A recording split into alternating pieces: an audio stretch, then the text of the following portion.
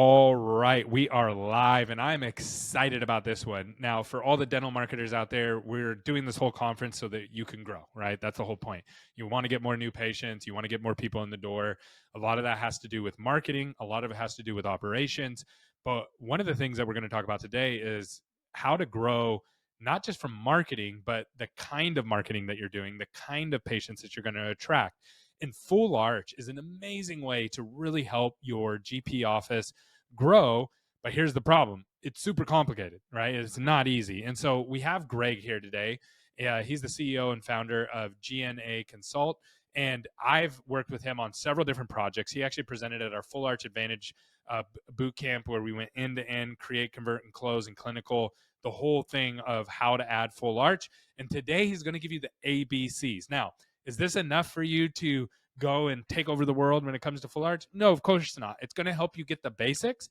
And then Greg at the end is going to give his information, and he's really good about answering questions, helping people. So, Greg, really excited to see you present. You take it from here, my friend. Thanks so much, Gary. Really appreciate it. So this is the ABCs of adding Full Arch to the GP's practice. And, Full Arch immediate load with dental implant treatment has been transformative as a solution for patients struggling with oral health issues for many years. So the procedure has been available for decades to change lives. In today's competitive landscape where specialists and general dentists and surgical centers are vying for these new patients, the Full Arch treatment has become a very attractive option thanks to advancements in technology and the convenience of having it all under the one roof, right? All the necessary resources under one roof. And so that's what I want to share with you today. So as demand rises due to the higher patient awareness of such treatments, you may have seen it on TV or advertisements, or depending on, where you go on Meta, Instagram, Facebook, it may be popping up on your reels or on your stories. But there are really dozens of centers, training centers in the US, or even more overseas, being promoted here in the US for doctors to get training in Mexico and Dominican Republic and Brazil. And there's many different types of courses, whether it's didactic or hands-on models or cadavers, live surgery. But one of the most important things is to really have a roadmap for business implementation for Full Arch. And I like to use the PREP strategy. So to prepare, roll out, execute, and process. Prepare your office, taking on a new treatment modality like this, training for your team. Roll out, operationalize for lead nurturing for the phone, the treatment presentation, and of course, the clinical part, surgical, restorative, lab. Execute.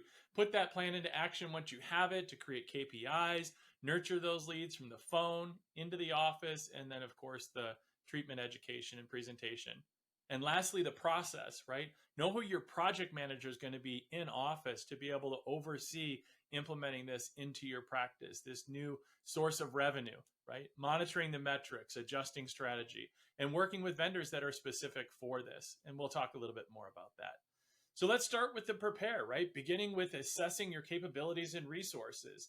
The first and foremost you want to look at is the physical equipment. It sounds pretty straightforward, but consider whether you need to upgrade or acquire new equipment, whether it's an intraoral scanner, CBCT, those big CT machines, right? Because they are more affordable these days. And it really is the standard of care. I know that phrase is thrown around quite a bit. And then other considerations, whether you do it now or later, which is, adding maybe a 3D printer for some of the temporaries day of surgery, or a mill if you want to add on that for a final restoration, unless you're going to, of course, partner with. What I like to talk about as well is the triangle of success. And for you, the clinicians out there, right? I know that some of these are for marketing managers, but as you're talking to your clinicians, the triangle of success, the doctor being the only rookie in the room. That's what I like to talk about, because the doctor's got to make a lot of decisions, whether it's going to be guided or non-guided. And if you're going to do it freehand, even if you're going to do it guided, know how to do these procedures freehand, right? You don't want to get into a situation where a guide doesn't fit. You don't know your way out, so to speak, right? But also know that if you're going to do it guided, it does cut into your margin, because I'm all about profitability and the ROI when it comes to adding this treatment modality into your practice. Considerations of what I call the hired gun, right? If you don't have to have all of the surgical skills as a clinician initially when you go into this type of treatment modality and adding it to your practice. You know, you can outsource some of the more difficult cases, or what I like to call is insourcing, finding somebody who specializes in this treatment and bring them into your practice so you can learn over the shoulder as they're doing the surgical aspect. So, and speaking of guides, right, that second part of the triangle, your lab. Go with a lab that specializes in full arch. Labs are not a one size fits all, and you may already know this, right? So, the lab that's been doing your crown and bridge treatment or your crowns for natural teeth, you may have learned if you're already doing implants that they might not be the best for your implants. But I implore you, please go with the lab that knows full arch. It's critically important to help you, whether they go fully digital or partially digital. If you're wondering what that actually means, because these are just phrases to you, learn it, understand it, know it. Planning of the cases, because planning of the case for full arch is so critically important. Most of your work goes in before you even get the patient in the chair, day of. And then, of course, final prosthesis options. And I say options plural because you should have more than one. And we'll talk about what that means when we get a little bit more to the ROI and marketing. And then lastly, the implant company. You should have an expert implant company in full arch because they have the MUAs at the right angulation and the right implant that has the right aggressive thread pitch, which is going to give you the primary stability because you want to deliver day of. That's critically important. That's what patients are coming in for. They want the teeth that day. Or if you're going to deliver next day, that's okay too. Next, you really want to consider as well the team's knowledge and what is their experience level. Some of the things you want to consider are their soft skills, right? So on the lead call, the treatment presentation, clinically, of course, there's got to be clinical aspects, but that seems almost understandable, right? But also using the metric tools that you're going to measure your success when it comes to conversion of the lead calls into consults. What's the no-show rate look like? And all of those things, including the conversion when it comes to when you're doing consults, how many are converting day of? What does it look like to move those through the pipeline? These types of situations, and what tools are you using? And what skill set do they have in using the tools? Whether it's Microsoft, you know, a simple Excel spreadsheet, which you can use in the beginning, or some of the more advanced tools of analytics that are out there in the industry. What's a must to have and what's a nice to have when it comes to that? And that's important to know as well. And then utilizing those results that you have in your vendor relationships, in the resources that you're going to use, and provide that training for your team, right? We have to know what that training looks like for your team when it comes to a timeline and getting the buy-in from your team to make sure everybody's on board with implementing this and know what kind of budget you need to have outlaid for this, because it is an investment. It's not just I think I want to do some clear aligner therapy. I went to a weekend course and now I'm going to bring it back to my practice. It's simply taking good impressions, whether it's traditional or an iOS, and sending off the case and uploading it. It's much more involved than that. And I think it's critically important to make sure you have those considerations. Next is the rollout phase. And this is really where you prepare for action. You really start to optimize your operational workflows, right? Having a plan for your calls, right? And call handling. I like to use a simple acronym. And my simple acronym is EAZ. It's easy, right? It's actually simple. It's not so easy, but my acronym of EAZ, the E is empathy, right? Having empathy, that in your tone and voice of I can help, critically important. The A in the EAZ is assure that caller you've called the right place. This is where you start using some of your USPs, your unique selling proposition to the patient, making them understand, yes, you've called the right place. And then that subset under the A, that's the acknowledge what the caller has said, answer their question, and ask another question to drive the conversation forward. And the Z in the EAZ is don't put them to sleep, right? Have a little bit more energy than they have. Unless they're like me and they have a lot of energy, then you want to like reverse it and bring the conversation down. But also, it's really to make sure that you're giving them options and driving that conversation forward with a sense of urgency. And that's how you're really going to be able to maximize what it is that you're trying to do with that call handling, and making sure that you're taking those full arch leads that are being driven in from the marketing company you partner with and moving them forward through the pipeline to bring them in for the consults. And then lastly, once you do get the confirmation that they do want to come in for a consult, reassuring that caller, reassuring that patient that they've made the right decision to do so. Speaking of those lead calls, right?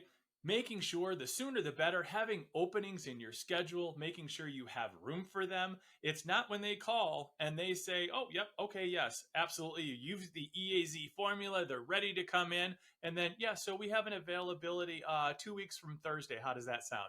That doesn't work. It's the sooner the better, making sure that call to consult, there is a priority, calls are being handled. Now, I just want to be able to share with you because you are competing now against what I call the big box stores. It's a phrase in retail that's used a lot, but there are many out there that have full-time phone banks that are handling these calls. And if you're going to dip your toe in the water, don't. And why do I say that? Because you really need to be as competitive in this area. So Tom, Sally, Susie, John, Peter, who's answering your phone for those new patient hygiene calls, it's a much different conversation. It's not an insurance verification. It's not just name, number, serial rank. It's not that. It's really making a connection with the patient, starting that patient experience so that there is some stickiness with that consult once they book it. Because I got to tell you, once you get into this area, understanding that no-show rate, it might be a little shocking to the system, and can certainly talk about that, because 20-30%, not uncommon, not outrageous. And you get into some other platforms outside of the pay-per-click in Google, it can be even higher. So really understanding what that lead nurturing looks like, and then also making sure that you understand how to work that pipeline. And what do I mean by that? Calls come in, they leave a message. Most of the time what they're doing is they're filling out what's called a form fill or a survey online. When you call them back, here's a little nugget for you. When you call them back, text them right away. Why do I say text them right away? Because I'll tell you what, I don't answer my phone if I don't recognize the number of people that somebody's calling from. And sometimes I don't even listen to the voicemail. So it's important that you call and text right away and say, hey, this is so-and-so from this location. I'm responding to a survey you filled out. I'd love to be able to have a conversation about your dental health and see how we can help you today. That way they know immediately that number, that text, they match up to that phone call. Oh, that's who's actually calling. And then do it every day for 4 straight days, because that's the consistency that they're going to be looking for of, oh, maybe they actually do want to get a hold of me, because they may have left some breadcrumbs at 3 or 4 other locations, and being on top of that and managing that pipeline. And we'll talk about pipeline management post-consult here in just a minute as well. So just a few things to keep in mind. Also during the rollout, of course, the treatment presentation or the education piece, because honestly, it's not so much about the product, it's really about the patient. Because full arch patients are completely different from any other patients that you're experiencing. That new patient for hygiene I mentioned, they're really booking a hygiene, and it's a much different conversation. An emergency patient that's coming in, they want to get out of pain. They have their sense of urgency. Or even a single implant patient, that's a much different conversation for a $2, $3, $4, $5,000 sale rather than a $20, $30, $50, $60,000 sale. And yes, you are in sales. It's okay. We sell all the time. We sell in dentistry. If you have a challenge using the word sell or sale, have a conversation with somebody who's been doing full arch for a while. You are selling. S is not a bad word when we're talking about sales in full arch dentistry. So understanding your why. You personally, why do you want to be doing full arch? Is it top line revenue? Is it simply money? That's okay.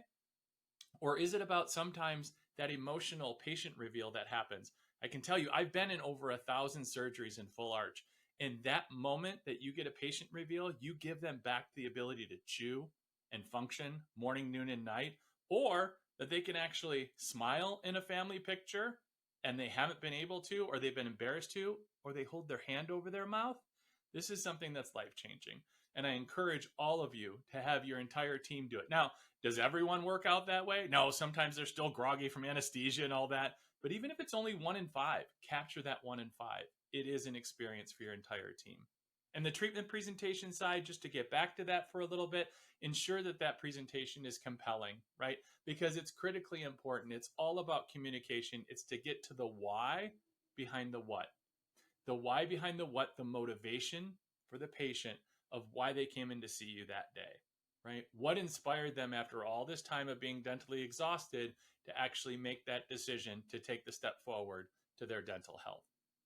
And then, of course, having a seamless clinical process is critically important because we really talk about, it is the clinical aspect, right? There's the surgical from simple cases to complex cases. There's the restorative aspect, the prosthetic options. If you want to maximize your marketing dollars and you're getting into full arch, you should have more than one option, right? Having a zirconia final is great, but also having a PMMA or a nanoceramic or I could go down the list forever, having more than one option to be able to capture a bigger slice of the pie, if you will, is a great opportunity for you, especially as you get into full arch, and having that option for your treatment coordinators, your treatment educators, your doctors, and the entire process. Strongly recommend that.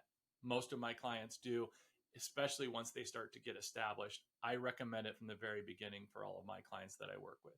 And then lastly, the lab. Again, we talked about this, right? Are they fully digital? Are you going to make the decision to deliver same day teeth, right? Teeth in a day concept, or the next day, right? Are you going to use photogrammetry? Are you going to, there's a lot to consider. And of course, I could talk all day on that. Then it's time to execute, right? Rubber meets the road. You're going to do some DTC, direct to consumer marketing, right? There's many different channels. The most common being, pay-per-click, which is the Google ads, right? There's SEO. Then there's a plethora of others, right? There's Meta, which is the Facebook, Instagram. There's television, super expensive, right? There's radio ads. There's YouTube, TikTok, direct mail. Yes, direct mail, those flyers, they work sometimes. Sometimes they don't. You just have to try it out. And by the way, if it starts to work, it probably won't after a while because your competitors will probably try it. You have to be of consideration, though. What does a new cost start for you? It can range from, say, $1,500 to $3,500 and above. And you might be thinking, Greg, wow, that's a really big range. Like, come on, seriously? Yeah. Well, it depends on your geography. Are you in a dense urban area? Depends on your competition. Depends on your campaigns too. Are they new? Are they early? Or are they much more mature campaigns? And then some of the most important pieces. Yes, of course, your team structure and their competency and how well do they have it honed in, their messaging, but also pipeline management. Consider this. If you're doing 3 consults a day, let's say you're closing 1 and 3, your team's like pretty good. They're doing all right with closing those consults. So 2 consults a day are not closing. You're open 4 days a week. That's 8 consults a week. Okay. Let's say 20 weeks, 20 days. That's 8 times 20. That's 20 in a month. How many months? In 6 months? Okay. So you have 160 leads in the 6-month period that haven't closed.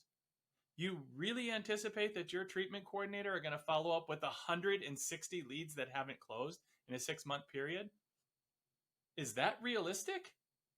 So you really have to have some type of system to be able to do some pipeline management when it comes to those post consults, right? So of course, using the EAZ, empathy, assure, you create a sense of urgency, critically important. Your scheduling optimization, make sure there's availability for those consults. Be mindful that there's going to be some no-shows. That's realistic. It's a pretty high percentage compared to probably what you're used to in the general dentistry side. So it's eyes wide open when you go into it. Creating KPIs that are for the team, strongly encourage anyone who's touching that patient experience, create those KPIs. I could go on this one for a long time, but just be mindful, those that are doing the lead call, the treatment coordinators, and don't forget the rest of your team, the back office, the front office. Do you have team goals set up? Critically important. And then, of course, developing branding, which isn't just your digital marketing, but everybody in the practice talking the same way. Do you call it a CB? A CBCT? Do you call it a CT scan? Do you call it a CAT scan? Whatever it says on digital marketing, everybody should call it the same thing, from the lead call to the front desk, to the dental assistants, to the doctor, to the treatment coordinators. Critically important. And then having all of your ducks in a row. Third-party financing. Make sure that you've got the right companies in place. It's not the same as doing a $2,000, $3,000, $4,000 treatment plan where it's 24 months, 0% financing. Because I can tell you, when you're doing a $40,000 or $50,000 treatment, go ahead and do the math real quick. That's a mortgage payment. That's a $2,000 or $3,000 a month payment. You're not going to get a whole lot of yeses that way. You'll be putting a lot of barriers up. And then lastly, the process, right? So once you do have these things in place and you've been churning for a little while, what are the metrics and KPIs you're actually using? How are you determining those? What is it that you're measuring? And do your team leaders, are they trained on how to coach to those numbers, right? It's critically important to understand that and make sure that you're optimizing your ROI. The project manager that's overseeing the entire process, the numbers reporting to the doctor, Are you able to course correct after you're in it for 3 or 4 months? Do you have the right partners? And this is where it becomes critically important because your ROI has to be there. Manage your expectations. Make sure that you're doing so in a responsible way, which is what you really need to be considering, right? And make some considerations. Who are your marketing partners? Do they align with your goals and your KPI improvement goals? Consider a consultant. Now, I have to say something about consultants in general because I have this philosophy. For me and clients that I work with them for 6 months. After that, they turn into legacy clients or we change relationships because at that point, I should have trained the trainers. You should have all the tools that you need. If not, it's okay. If you're looking at a different type of relationship, then consider a fractional. Bring in a fractional COO or a CGO or someone else who's going to be a more permanent fixture on a part time basis, just depending on what your relationship with or where you're at as a group, organization, or an individual. Whether it's an individual practice or a regional type of situation or emerging group or a DSO, whatever fits your particular situation, go with that. And again, knowing the tools, how to manage and coach to them, make sure that those that are training and coaching and teaching to them, you have all the tools that are in place and you understand not just the numbers, but what do the numbers say and how do you coach to those numbers to improve your profitability? Because it is all about profitability. Why would you add an additional stressor into your relationship in the practice and all that you're doing if it's not profitable and it's not adding to your bottom line profitability, but your top line revenue, right? So it's always important to remember to plan your work and work your plan. So just in general, just a one little reminder piece, the goal for all the practices that I work with, and if you're going to add full arch into your practice, it's really to drive down costs, increase your profitability, make it so that no one can compete in your local market. Now, I know that may sound silly because of course competition's either there or because they've really proven that there is a market for it, or they're going to come in if they see that you're doing well in it. That's just inevitable, right? But if you do unbelievable work at a very reasonable price that's more profitable than anybody else, you have a winning formula. And I hope that this has been very helpful for you. And I wish you nothing but the best of luck to creating brand new smiles in fixed full arch. Awesome job, Greg. A couple thoughts. So first of all, I just we have a sales calculator that we use to help people understand what's going to happen when they market for full arch. Roughly for every one start that you want to get, you need to get about 50 leads, give or take a little bit, right? Like so you have to first, before anything, after the dentist says, I want to do full arch, you have to have somebody who can handle that bandwidth of leads. And you called that out. I just wanted to put a tangible number to it because it's so true. That's something that we offer for our clients is we just do it for them because most people just don't have the bandwidth. They go, man, I want to get 3 more starts. Well, that's 150 new patient leads you're going to have to get, nurture, call back, follow up with, qualify. And you don't get all those people to come through the door, obviously, but there's a process to that. So I love that you called that out. And then I had a question for you, Greg. What if someone wants to get in touch with you, wants to learn, okay, how do I actually do this practically? I'm not ready operationally for marketing yet, but I want to get my team ready. What do I need to think about? How do they get in touch with you? Yeah, best way, it's Greg Essenmacher. Find me on LinkedIn is a good way, or they can look up my website, dental consult for the number 4, the letter u.com is the easiest way to find me. Or any of my socials, Instagram, Facebook, same. It's just my first and last name. If you can spell it. If you struggle to spell it, actually, I think it's spelled wrong there. There's not 2 A's, but that's all right. We can double A me. So I don't even try to say your name anymore. I just say Greg. you can find me for sure. Just look it up. If you start typing in the last name ESSE, I could sing the Mickey Mouse song. That's how I learned how to spell it when I was young. So a little plug there for Disney. How old were you? How old were you when you actually got the spelling of your name right, your last name? I don't want to brag. I was one of those really good kids, so I don't want to brag. And then I lost some time in my teens and 20s, so we won't talk about that on the during your boot camp for marketing. That's awesome, Greg. Thanks so much for coming on and helping us, man. We really appreciate it. For sure. Thank you so much. Appreciate it. Good luck, everyone. Take care. Bye bye.